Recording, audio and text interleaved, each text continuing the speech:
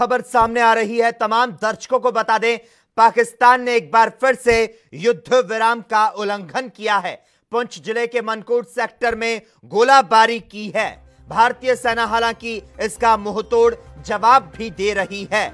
इस वक्त की बड़ी खबर, पाकिस्तान लगातार अपनी नापाक हरकत को अंजाम देने में लगा हुआ है। एक बार फिर से युद्ध विराम का उल्लंघन किया है। आपको बता दें, पुंछ जिले के मनकोट सेक्टर में गोलाबारी की है पाकिस्तान ने।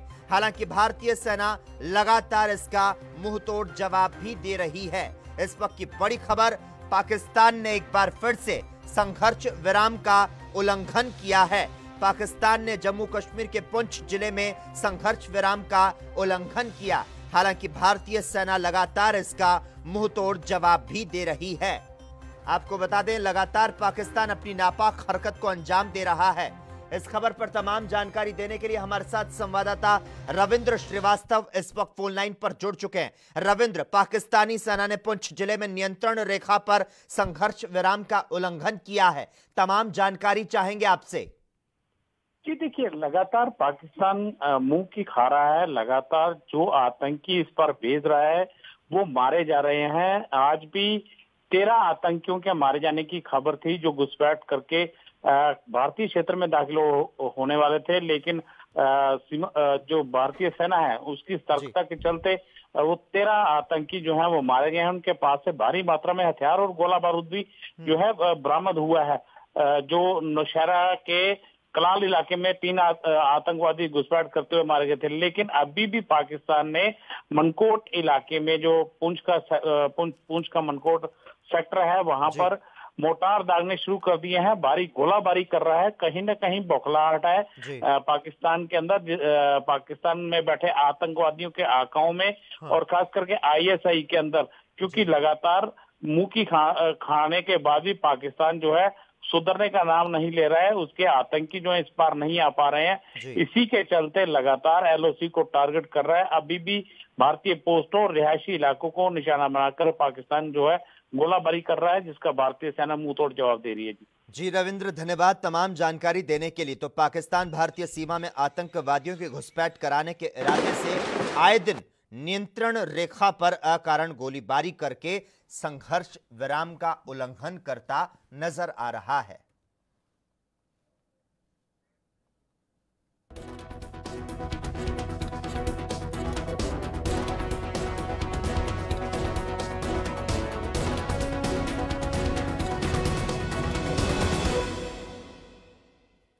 नमस्कार, क्या बोलती दुनिया में एक बार फिर से आपका स्वागत है और मैं हूं आपके साथ लोकेश लकी जगवानी।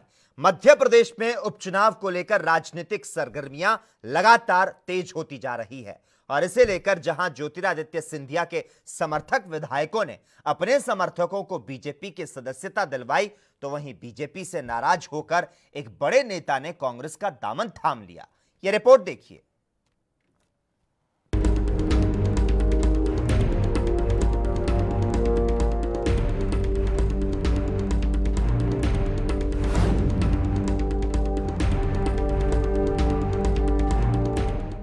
मध्य प्रदेश में 24 सीटों पर होने वाले उपचुनाव से पहले दल बदल का दौर जारी हो गया, जहां एक तरफ ज्योतिरादित्य सिंधिया के समर्थक और पूर्व मंत्री प्रभुराम चौधरी अपने 150 समर्थकों के साथ बीजेपी में शामिल हो गए, तो वहीं बीजेपी की सदस्यता छोड़कर प्रेमचंद गुड्डू भी अपने बेटे अजीत बोरासी को लेकर कांग्रेस में चले गए।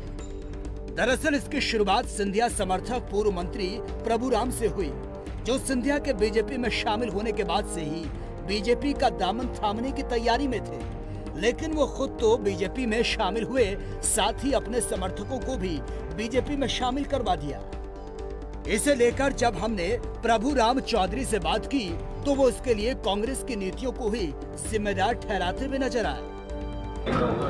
शेजवार जी नाराज हैं आपके? नहीं, मेरी उनसे चर्चा हुई है। मतलब ऐसी कोई नाराजगी की कोई बात नहीं है, सब हमारे साथ है। ठीक, आज इतने लोग आए हैं क्योंकि ये लोग वर्षों से देश के पूर्व केंद्रीय मंत्री ज्योतिरादित्य सिंधिया जी के नेतृत्व में काम करते थे आज उन्होंने भारतीय जनता पार्टी की सदस्यता। उधर जब कांग्रेसी नेताओं ने बीजेपी की सदस्यता लेना शुरू किया तो इधर कांग्रेसी भी कहां चुप रहने वाले थे। कांग्रेस ने भी बीजेपी के कद्दावर नेता प्रेमचंद गुड्डू की घर वापसी करवाई और वो अपने समर्थकों को लेकर कांग्रेस में शामिल हो गए। इस दौरान उन्होंने बीजेपी पर उपेक्षा करने का आरोप लगा दिया। मुझे अपने घर वापसी पे बहुत अच्छा लग रहा है, बड़ा मानसिक रूप से सुकून महसूस कर रहा हूँ। और आज ये तय किया हम लोगों ने कि सभी लोगों से चर्चा हुई है हमारी, और चर्चा होने के बाद ये तय हुआ है कि जिस तरीके से चुनी हुई सरकार, कमलनाथ जी की सरकार जो जनहितकारी किसानों के पक्ष में काम कर रही थी, उसको पैसे लेके करोड़ों रुपए लेके सरकार को गिरा दिया है और भारतीय जनता पार्टी की सरकार बना दी है। ये 24 सीटों पे ही हम लोग आगामी योजना है, 24 सीटों पे ही हम इनके गद्दारों को हराने का काम करेंगे। ये पार्टी जहाँ जहाँ जिम्मेदारी देगी उन सब जिम्मेदारियों का निर्वहन हम लोग करेंगे। वहीं से लेकर जब हमने कांग्रेस प्रवक्ता सहवर खान से बात की तो उनका कहना था कि जो नेता बीजेपी में शामिल हुए वो कांग्रेस के नहीं बल्कि उन विधायकों के ही समर्थक थे। लेकिन इन सब के बावजूद कांग्रेस 24 की 24 सीटें अपने नाम करेगी। कार्यकर्ता जो गए हैं भाजपा में वो सिर्फ कांग्रेस में से वो उनके समर्थक लोग गए हैं, लेकिन कांग्रेस में जो आएंगे अभी आप देखेंगे, अभी तो चुनाव शुरू हुआ है, कई ऐसे बड़े नाम हैं जो भाजपा के नीचे की ज़मीन खिसक जाएगी। हम लोग उस तरह की राजनीति को समर्थन नहीं करते, लेकिन मध्य प्रदेश की वो जनता ज़रूर इस चुनाव को प्रभावित करेगी जिनके साथ इन्होंने धोखा दिया है। मध्य प्रदेश की 24 सीटों पर जल्द उपचुनाव होना है, जिनकी तारीखों का ऐलान कभी भी हो सकता है।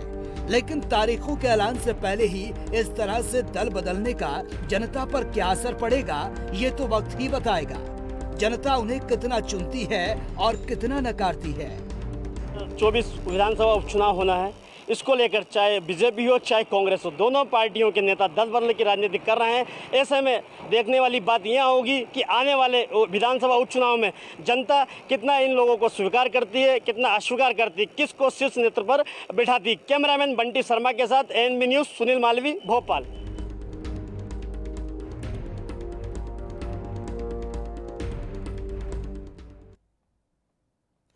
देश में अनलॉक 1 की शुरुआत हो चुकी है, लेकिन देश की राजधानी दिल्ली की सीमाएं अभी भी सील है, जिससे दिल्ली से गुरुग्राम आने जाने वाले वाहनों को भारी दिक्कतों का सामना करना पड़ रहा है।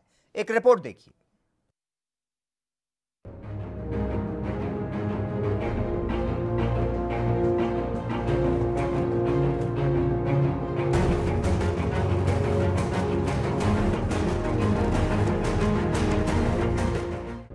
देश में 1 जून से अनलॉक 1 की शुरुआत हो चुकी है, जिसमें केंद्र सरकार की ओर से तमाम तरह की छूट दी गई।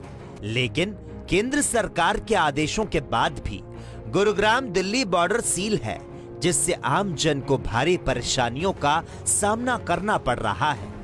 आपको बता दें कि दिल्ली के बहुत से लोग गुरुग्राम में नौकरी करते हैं और ऐसे में उन लोगों को इस सील बंदी से भारी दिक्कतों का सामना करना पड़ रहा है। दरअसल हरियाणा सरकार ने प्रदेश में बढ़ते कोरोना वायरस के मामलों को देखते हुए दिल्ली हरियाणा बॉर्डर को सील कर दिया, जिसकी वजह से आम जन को परेशानियों का सामना करना पड़ रहा है।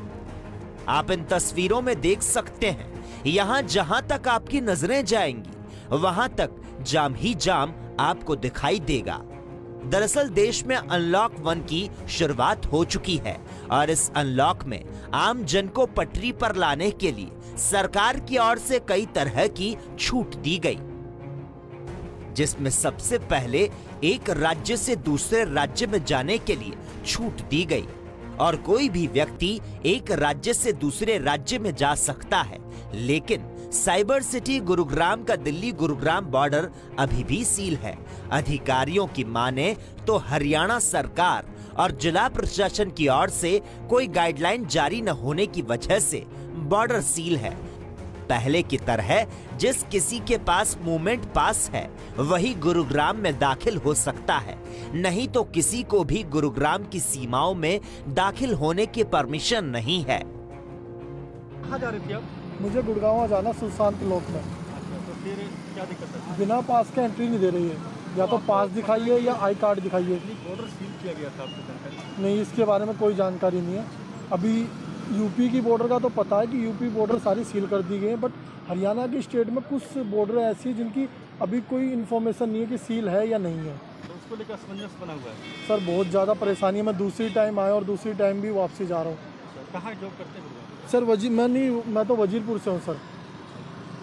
हमारे यहाँ पर कंस्ट्रक्शन का काम चल रहा है, तो साइट पर विजिट करने के लिए आ रहा था क्लाइंट के पास। प्रसाद जी, कहाँ जा रहे थे? मैं सर ये APW टावर इको चौक में जा रहा था। आपके पास है?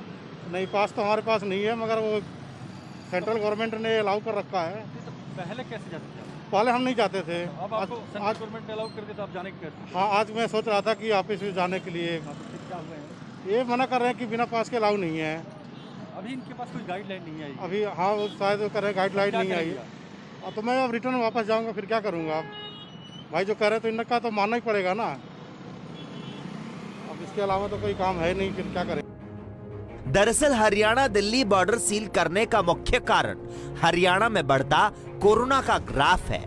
यहां सोमवार शाम तक 2350 लोग वायरस की चपेट में आ चुके थे, जबकि अकेले गुरुग्राम में 900 से ज्यादा कोरोना मरीज है, जिसे देखते हुए हरियाणा की मनोहर सरकार ने बॉर्डर सील करने का फैसला लिया। गुरुग्राम से आलोक उपाध्याय की रिपोर्ट, ANP न्यूज।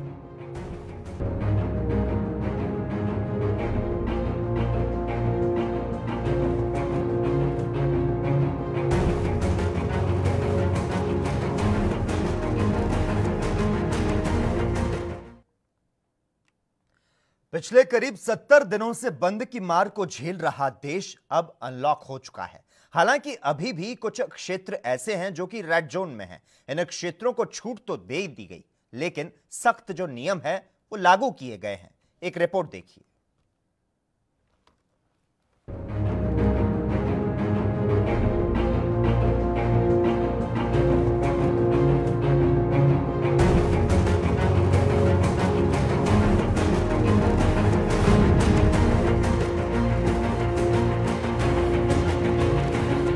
देश में लगातार लॉकडाउन की मार झेलने के बाद अब 1 जून से देश अनलॉक हो गया है, जिसमें केंद्र सरकार की ओर से कई रियायतों के साथ छूट भी दी गई है।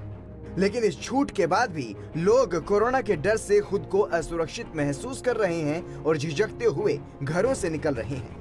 उधर केंद्र सरकार की ओर से मिली इस छूट के बाद हालांकि लोग खुश भी दिखाई दे रहे हैं और बाजारों में पहले की तरह चहल पहल दिखाई देने लगी है, लेकिन इंदौर अभी भी रेड जोन में होने के चलते कई पाबंदियों का सामना कर रहा है। लेकिन करीब 70 दिनों के बाद यहाँ कुछ दुकानों को खोलने की इजाजत दे दी गई। हालांकि बाजारों में अभी भी लोगों को सोशल डिस्टेंसिंग का पालन करने के निर्देश दिए गए हैं और भीड़ पर सख्त मनाही है। मैं पाटनीपुरा पर कपड़े की दुकान पर थोड़ी शॉपिंग करने आए थे। घर में दादी जी की डेथ हो गई है, तो उनके लिए कपड़े वगैरह सामान लेने के लिए आए थे। 70 दिन बाद हम लोग घर से बाहर निकले। बाहर का माहौल देखकर अभी थोड़ा डर तो है, पर बाहर निकलना भी ज़रूरी है। शॉप पर अंकल जी ने हमको सैनिटाइज करवाया और सोशल डिस्टेंसिंग में हम लोगों को बिठवाया था। नॉर्मल अनुभव कर रहा है अभी। हाथ में ग्लव्स है, सैनिटाइज़र है। बंदे दुकान में सिर्फ 2 रखे अपन ने, बाकी सब कुछ छुट्टी कर दी गई है। फिलहाल घर पर ही दे रहे हैं। लड़कों को घर पर रखा है, गोडाउन पर सफाई कर रहा है स्टाफ में। तो आगे व्यापार की क्या स्थिति रहेगी? क्या नॉर्मल लग रहा है आज के हिसाब से, तो नॉर्मल लग रहा है। जैसा चलता है ऐसे ही चल रहा है। रियायतों के बाद लॉकडाउन पूर्ण रूप से, आज जो लॉकडाउन था उसे अनलॉक 1.0 के रूप में तब्दील कर दिया गया है। इंदौर की जनता को काफ़ी कुछ आराम और मशक्क़त की जो कठिनाइयों का दौर था वो काफ़ी कुछ कम किया गया है और राहत दी गई है। इंदौर मध्य प्रदेश के लिए Ganesh Tiwari, ANP news.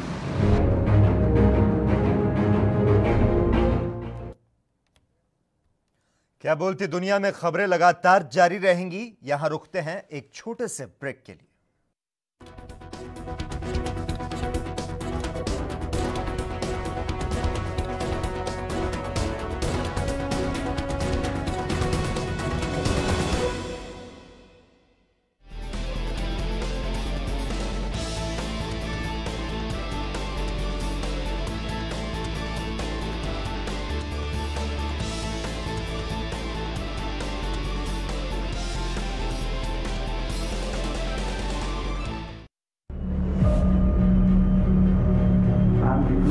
public health emergency of international concern over the global outbreak of novel coronavirus. Bharat की कोरोना वायरस से जंग।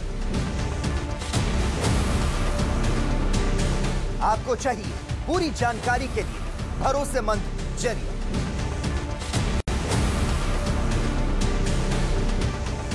जानकारी जो अफवाहों पर ना हो। 24 घंटे 7 दिन लगातार एक टीम जो आप तक पहुंचा रही है कोरोना वायरस से जुड़ी हर खबर, सिर्फ ANB न्यूज पर।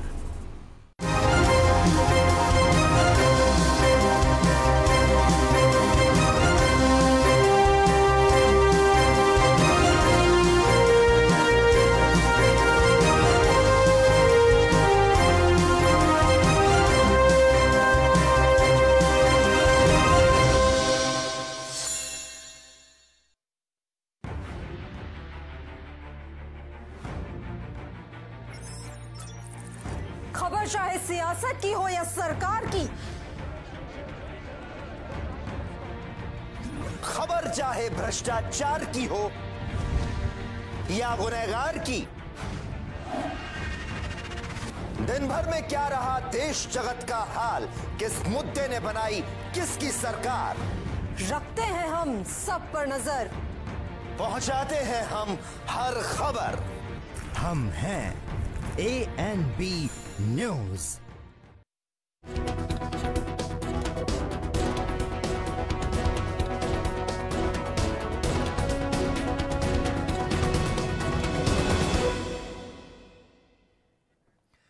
ब्रेक के बाद एक बार फिर से आपका स्वागत है। देश के कुछ हिस्सों में जहां पिछले कुछ दिनों से तापमान 45 से 50 डिग्री तक पहुंच रहा था, तो वहीं इस बार जून महीने की शुरुआत में मानसून ने दस्तक दे दी। मौसम विभाग के मुताबिक मानसून केरल तक पहुंच चुका है और इस बार यह सामान्य रहने वाला है। एक रिपोर्ट देखिए।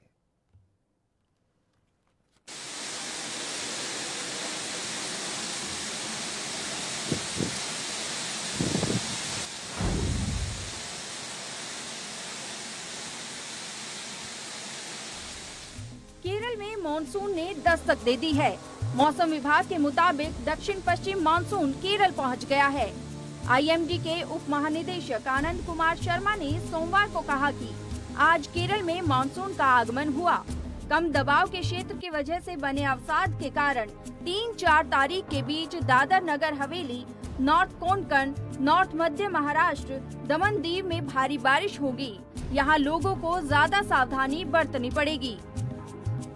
अगले 24 घंटों में ये चक्रवात यानी कि साइक्लोन बन जाएगा और इसकी अभी जो डिप्रेशन है, इसकी जो स्थिति की बात करें तो ये करीब करीब अभी 400 किलोमीटर दक्षिण पश्चिम में स्थित है पंजिम गोवा से, और करीब करीब 700 किलोमीटर दक्षिण पश्चिम मुंबई से स्थित है ये। और यदि सूरत से इसकी बात करें स्थिति तो ये करीब 930 किलोमीटर दूर है। और अभी ये जो है आगे जो है बढ़ता जाएगा उत्तर दिशा में और उत्तरी दिशा में, और 2 तारीख तक लगभग ये उत्तरी दिशा में आगे बढ़ता रहेगा तट के साथ साथ, और 3 तारीख के आसपास आके ये रिकर्व करेगा और नॉर्थ ईस्ट डायरेक्शन में ये बढ़ता हुआ आगे जो है आपका कहते हैं खासकर हरिहरेश्वर और दमन के बीच में से तट को पार कर सकता है। वहीं इसके साथ ही केरल में भारी बारिश के बीच भारतीय मौसम विभाग ने राज्य के 9 जिलों के लिए येलो अलर्ट जारी किया है।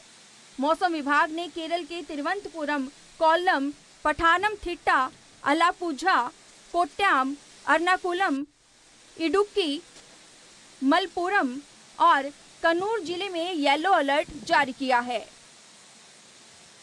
IMD के मुताबिक केरल के ज्यादातर इलाकों में भारी बारिश हो रही है, जिसकी वजह से तापमान में काफी गिरावट दर्ज की गई है। बता दें कि केरल के दक्षिणी तटीय इलाकों और लक्षद्वीप के बीच 4 दिनों से लगातार बारिश हो रही है। हरिहरेश्वर जो है बिल्कुल आपके रायगढ़ डिस्ट्रिक्ट है जो महाराष्ट्र उसका हिस्सा है, तो यानी कि 3 तारीख को शाम या रात्रि को ये चक्रवात हरिहरेश्वर और दमन के तट से पार कर सकता है और ऐसे में भारी से बहुत भारी वर्षा हो सकती है, तेज हवाएं चल सकती हैं। फिलहाल मौसम विभाग इसको मॉनिटर कर रहा है। और वहीं इससे पहले मौसम विभाग ने शनिवार को इसे मानसून से पहले होने वाली बारिश बताया था। जबकि मौसम पूर्वानुमान एजेंसी स्काईमेट ने दावा किया था कि दक्षिणी पश्चिमी मानसून ने केरल के तट पर दस्तक दे दी है। हालांकि भारतीय मौसम विभाग ने स्काईमेट के दावे को खारिज करते हुए कहा था कि फिलहाल परिस्थितियां ऐसी हैं कि घोषणा करने के अनुकूल नहीं है।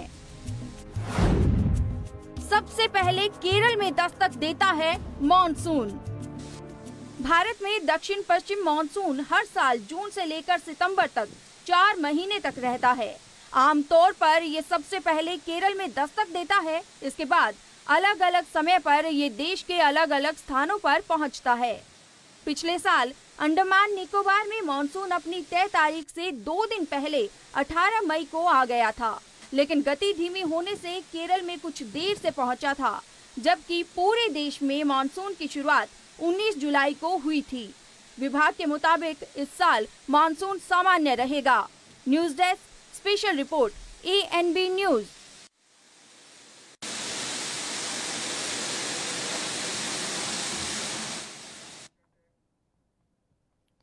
उधर दिल्ली सरकार ने सोमवार को राज्य के सभी बॉर्डर सील करने का फैसला लिया है और इसी के साथ एक बार फिर से दिल्ली से सटे इलाकों से रोज काम पर आने जाने वाले लोगों को दिक्कतों का सामना करना पड़ सकता है। ये रिपोर्ट देखिए।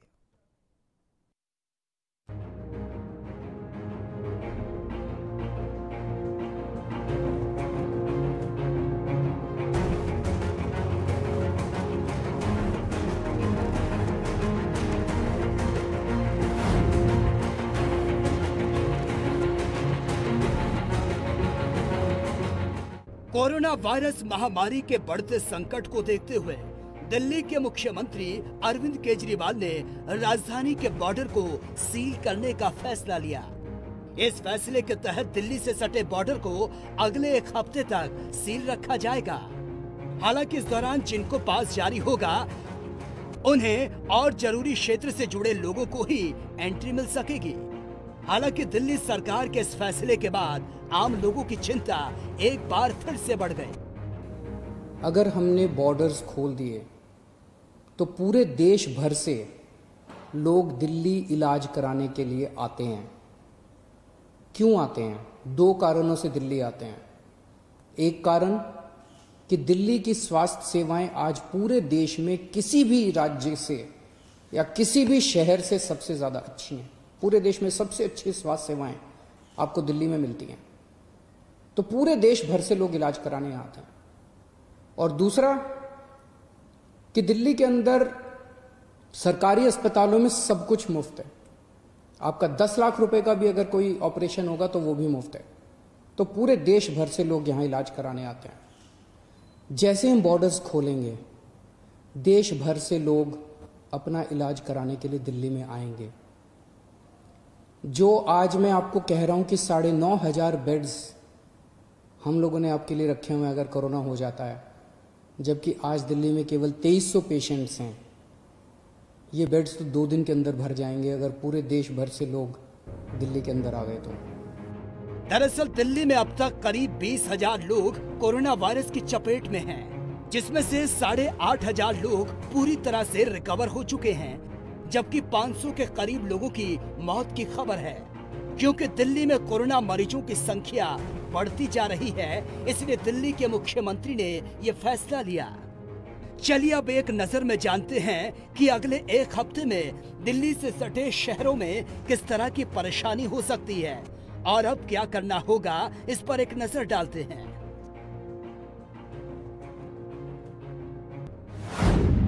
दिल्ली सरकार ने क्या लिया फैसला?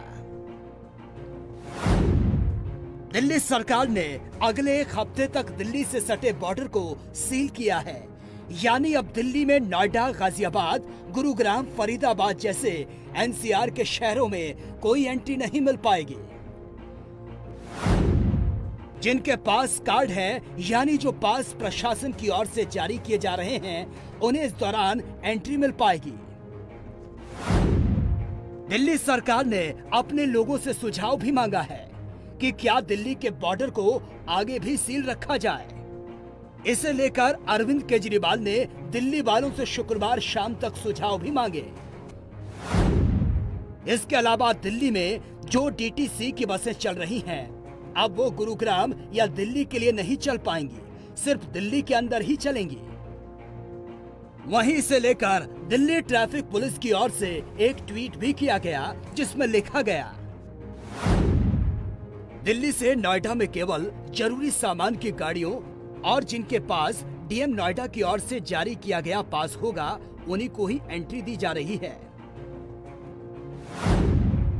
हरियाणा से आने वालों का क्या होगा? दरअसल देश में लागू हुए अनलॉक 1 के तहत हरियाणा सरकार ने दिल्ली से सटे बॉर्डर खोलने का फैसला लिया था, जिसके तहत गुरुग्राम, फरीदाबाद से लोग निजी वाहन और सार्वजनिक वाहन से दिल्ली आ सकते थे। अब दिल्ली सरकार ने बॉर्डर सील कर दिया, यानी हरियाणा की ओर से सार्वजनिक वाहन दिल्ली नहीं आ पाएंगे और निजी वाहन वालों को पास रखने की जरूरत होगी। उत्तर प्रदेश के बॉर्डर पर क्या हाल है? उत्तर प्रदेश के नोएडा और गाजियाबाद दिल्ली से सटे हुए इलाके हैं, लेकिन अनलॉक 1 के बावजूद दोनों शहरों ने दिल्ली से सटे अपने बॉर्डर को नहीं खोला। अनलॉक 1 के तहत राज्य सरकार ने जिलाधिकारी पर फैसले को छोड़ दिया, जिसके बाद डीएम ने बॉर्डर न खोलने का फैसला लिया और लगातार केस में हो रही बढ़ोतरी का हवाला दिया। अब अगर किसी को दिल्ली से नोएडा आना है या फिर नोएडा से दिल्ली जाना है, तो उसे पास दिखाना जरूरी होगा। प्रशासन की ओर से ई पास जारी किया जा रहा है, जो डीएम दफ्तर या आरोग्य सेतु ऐप से अप्लाई किया जा सकता है। गौरतलब है कि देश की राजधानी दिल्ली में कोरोना मरीजों की संख्या 20,000 के करीब पहुंच गई और ये आंकड़ा लगातार बढ़ता जा रहा है। इसके अलावा पड़ोसी राज्यों हरियाणा और उत्तर प्रदेश में भी कोरोना मरीजों की संख्या बहुत तेजी से बढ़ रही है, जिसे देखते हुए दिल्ली सरकार ने अनलॉक 1 में दिल्ली के लोगों को तो छूट दी ही है, लेकिन हरियाणा और यूपी बॉर्डर से आने वाले लोगों पर रोक लगा दी है, ताकि इन राज्यों से ना तो कोरोना मरीज दिल्ली आ सकें और ना ही दिल्ली से मरीज अन्य राज्यों की तरफ जा सकें। News desk special report ANP news.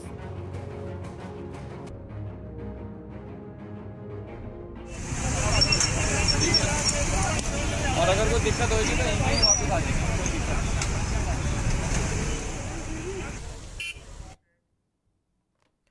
वहीं कोरोना संकट में जहां मजदूर पहले सड़कों पर दुख झेलते नजर आए, तो वहीं अब क्वारंटीन सेंटर में अव्यवस्थाओं और खाना न मिलने से मजदूर मुसीबतों से दो चार हो रहे हैं। आखिर क्या है यह पूरा मामला, इस रिपोर्ट में देखिए।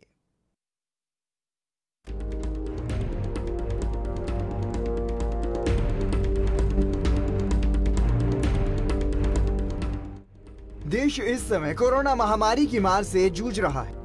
वहीं इन सब के बीच छत्तीसगढ़ सरकार की ओर से दावा किया जा रहा है कि कोरोना संकट के चलते प्रदेश के सभी जिलों के क्वारंटीन सेंटरों में मजदूरों के लिए खाद्य और अन्य सामग्रियों की समुचित व्यवस्था की गई है। इसके लिए बाकायदा गाइडलाइन भी जारी कर सरकारी फंड के माध्यम से राशि स्वीकृत की गई है, लेकिन महासमुंद जिले में तमाम क्वारंटीन सेंटरों की अव्यवस्था प्रदेश सरकार के दावों की पोल खोल रही है। दरअसल यहां जिले के पिथौरा ब्लॉक स्थित बरनाई दादर क्वारंटीन सेंटर अब भगवान भरोसे ही संचालित हो रहा है। आरोप है कि यहां मजदूरों को खाना तक नहीं दिया जा रहा। उधर मजदूर भी अब तंग होकर खाने का जुगाड़ अपने परिजनों से कर रहे हैं। मजदूरों की माने तो शासन की ओर से चलाई जा रही किसी भी योजना का लाभ उन्हें नहीं मिल पा रहा है, भले ही सरकार मजदूरों के लिए स्पेशल बसें और ट्रेन चलाने की बात कर रही हो। बात है यहाँ पर क्वारंटाइन सेंटर में किस प्रकार की जो है आप लोगों को दिक्कतें आ रही है? यहाँ सर हम जब से आए हैं हम लोग को खाना पीने का बहुत तकलीफ हो रहा है सर। हाँ, लकड़ी तो दे रहा है हमारे पंचायत, लेकिन खाने पीने का हाँ खुद बना खा रहे हैं। कोई सरकार की तरफ से कोई व्यवस्था नहीं है पंचायत की? नहीं सर, नहीं कोई व्यवस्था नहीं सरकार की तरफ कोई व्यवस्था। और एक बात बताइए, आप लोग कितना दिन से यहाँ पर हैं? हम लोग 12-13 दिन हो गया सर। तो कोई मेडिकल टीम आपके यहाँ आता है कि नहीं? नहीं, एक चेक करने के लिए एक बार आई थी, आगे एक बार टेस्ट करके 6-7 आदमी को चली गई। उसके बाद हाँ लिए हैं सर, 5-6 आदमी के लिए हैं, उसके बाद नहीं लिए। हमारा खाना पीना के बहुत तकलीफ होते हैं। कुछ भी कथन तो मतलब सरपंच नहीं सुने, कोटवाल हर चीज हर आदमी ला कथन तो हमारे कोई सुने नहीं। और मतलब लेटरिन बाथरूम सब भी बदबू देते। आदमी बहुत जनसंख्या भूखा हन, बहुत प्यासा भूखा हन। कोई ऊपर से बात करथन तो भी मतलब कोई सुनवाई नहीं है हमारे मन के। पहली बात सर, मैं स्पेशल ट्रेन से आया हूँ। मुझे होम आइसोलेशन के लिए कहा गया था रायपुर स्टेशन में। मेरे जो सभी दोस्त मेरे साथ ट्रेन में आए हैं वो सभी होम आइसोलेशन में हैं। अकेला मुझको यहाँ पे दुश्मनी निकालते हुए क्वारंटाइन सेंटर में डाला गया है। यहाँ पे सभी स्टेट से मजदूर आए हुए हैं, ठीक है। अब उनमें से एक के दोस्त को यहाँ पे पॉजिटिव निकल गया है। अब मुझे भी पॉजिटिव हो जाता है तो इसकी जिम्मेदारी कौन लेगी? यहाँ पे खाने पीने की कोई व्यवस्था नहीं है। 104 में मैंने फोन किया कि खाने पीने की व्यवस्था किसकी है, तो उन्होंने कहा कि खाद्य विभाग देगा, शासन देगा। बात बताइए आकाश जी, अभी सरकार कह रही है कि जो है प्रदेश में जितना भी क्वारंटाइन सेंटर है वहाँ पर जो है नियमित रूप से हर प्रकार की व्यवस्थाओं को पहुँचा रही है। तो बताइए सरकार के जो दावे हैं कितने सच है, ये बताइए। कितने सच है आप देख सकते हैं। यहाँ पे गजब के दावे बोलने के लिए अलग है, बोलने का मुंह अलग है, सरकार का खाने का अलग है। सीएम सर ने जितने नंबर जारी किया मैंने सब पे फोन किया, कभी फोन लगता ही नहीं है। क्या गजब नंबर जारी करते हैं, भगवान जाने उसको चार्ज कौन करता है फोन को। मैं इतना फोन कर चुका हूँ, देखिए वहाँ पे मेरा नंबर लगा होगा। वहीं इसे लेकर जब हमने पंचायत सचिव साहिब लाल से बात की तो क्या कुछ कहना था उनका, वो भी आप सुनिए। इंतजाम की जा रही है ये इनको, जैसे कि पहले दिन आते हैं तो चावल वगैरह खाना सब्जी दिया जा रहा है, बाकी चावल, और बाकी दिन नहीं दिया जा रहा है। बाकी दिन लकड़ी वगैरह दिया जा रहा है, बस लकड़ी दिया जा रहा है, लकड़ी। वहीं उधर मजदूरों की शिकायत जब पूर्व विधायक रूप कुमारी चौधरी के पास पहुंची तो वो भी बरनाई दादर क्वारंटीन सेंटर पहुंच गई, जहां मजदूरों ने उनके सामने अपनी समस्याओं का पिटारा खोल दिया। इधर क्वारंटीन सेंटर में अव्यवस्थाओं को देखकर पूर्व विधायक ने प्रदेश सरकार पर हमला बोल दिया और भूपेश सरकार पर योजनाओं के नाम पर मजदूरों से धोखा करने की बात कही है।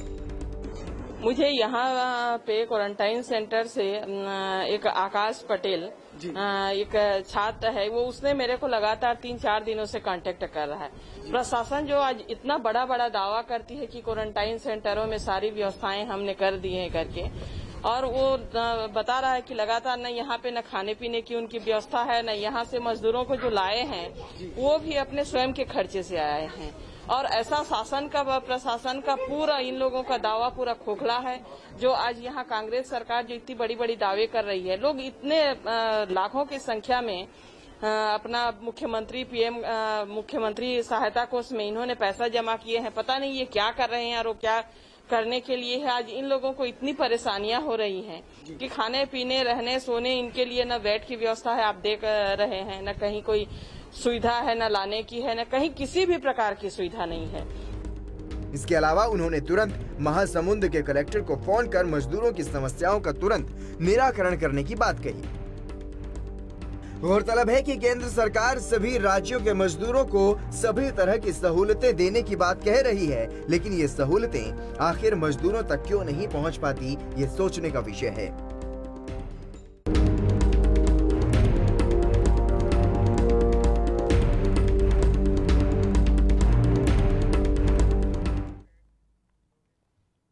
और इसी के साथ ही क्या बोलती दुनिया में इतना ही, लेकिन तमाम अहम खबरों के लिए लगातार आप देखते रहिए ANB न्यूज़।